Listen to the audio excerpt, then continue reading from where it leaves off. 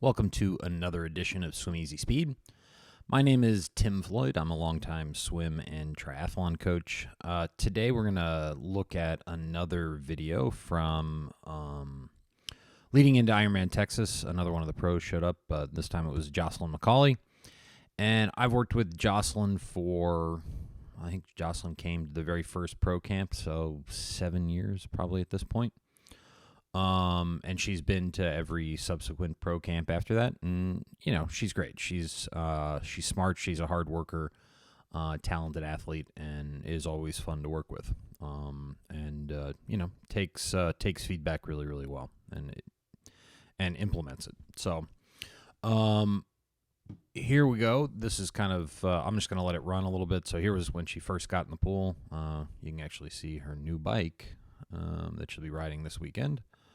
Her new Ventum back in the background back there.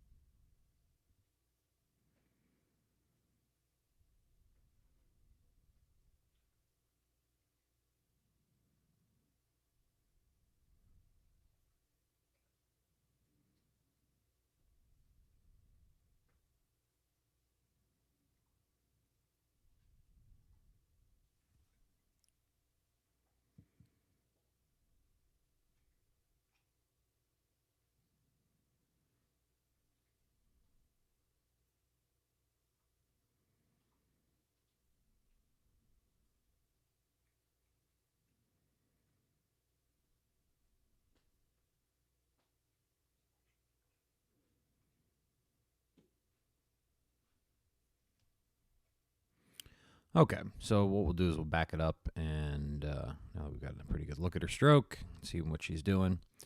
We'll go back to the beginning, and I'll show you kind of what we zeroed in on and why.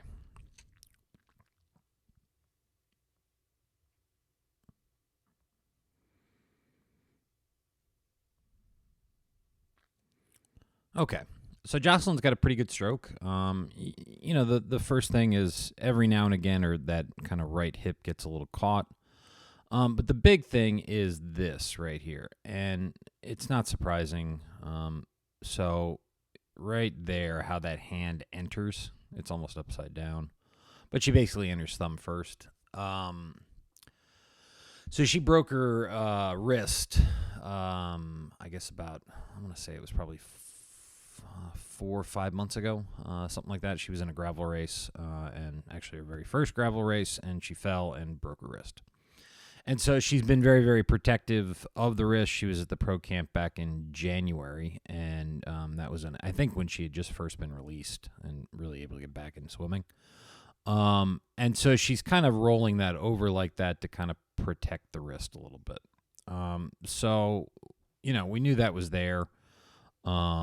And that's one of those things where you just got to, make those connections from the brain back to the body again.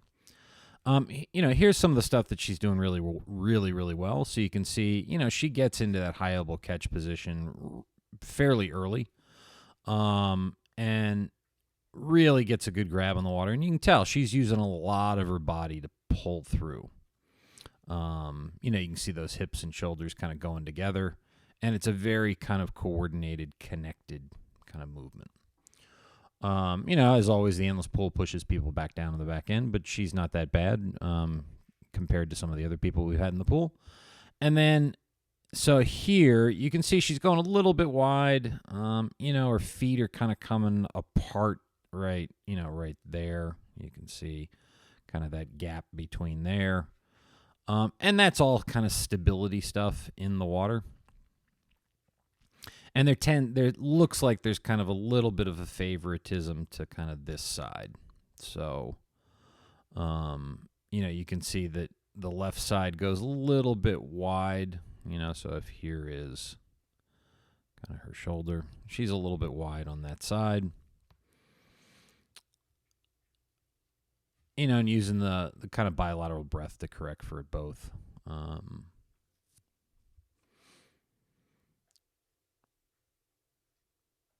But yeah, just a little bit of instability. So you can see again, here's the front view of that hand coming in, really entering kind of thumb down. This looks good. I mean, typically you want to see that kind of 30 to 40 degree angle off the water. She's 45. So right in there. It looks good. And she's improved a lot. I mean, I know she's been as fast as about 52, 53, I think, for a full. She was 56 at Ironman Texas. She had the unfortunate, we talked about it actually during this session, and we had looked at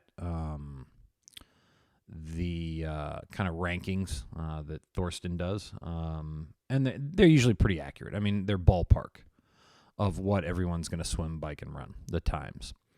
And, it's important in the swim that you want to get in with a group to swim with.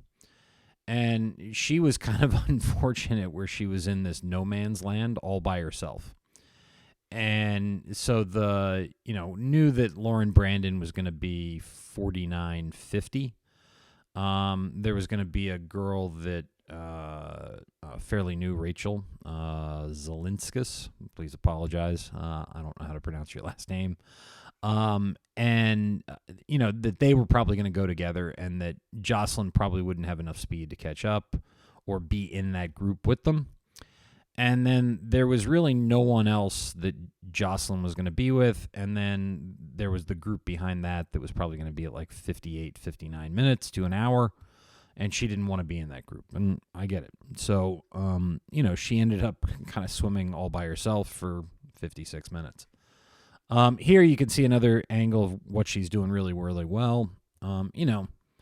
Hand right there is really coming through right where she wants it. Maybe a little bit wide at the end, but not bad. And, she holds her head really, really still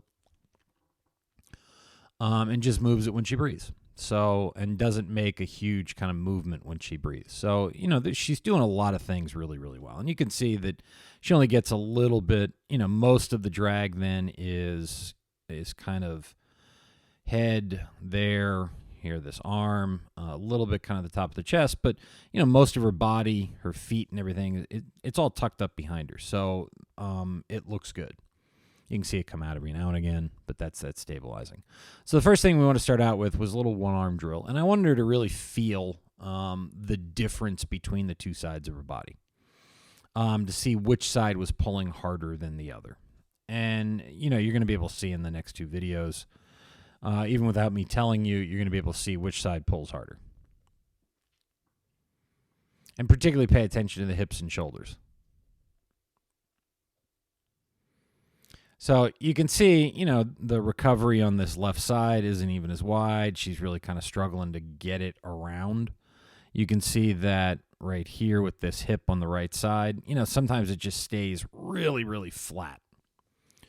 So, and she was able to say that, obviously the right side was pulling a lot harder than the left. So what we did was we looked at, just really focusing on that left side.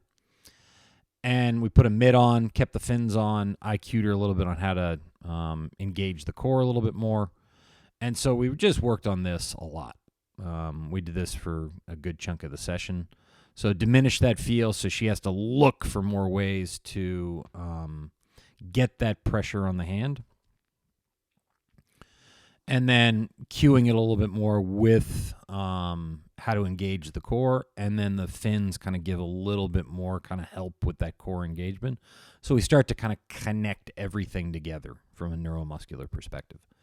And then we kind of took it away and just had her swim right here. And so you can see everything looks a little bit more connected. It's a little bit smoother. There's still some stability issues with the feet in the back, a little bit trying to balance it out, but it looks good. And then you can see here, she gets on the water a little bit quicker with that high elbow catch, especially on the right side. She's still got a little bit more work to do with rolling that thumb in, but that kind of corrected as well. But that's just going to take time because that movement didn't happen overnight. That's kind of something that's been ingrained now for a few months. So, She's just going to have to move it the other direction. So, as always, thank you for tuning in. Please like, share, comment, and subscribe below. You can find us at swimeasyspeed.com or follow along on Instagram at swimeasyspeed. Jocelyn's going to be racing St. George this weekend, so we are definitely going to be cheering for her and wish her a really, really great race. We'll see you at the next session.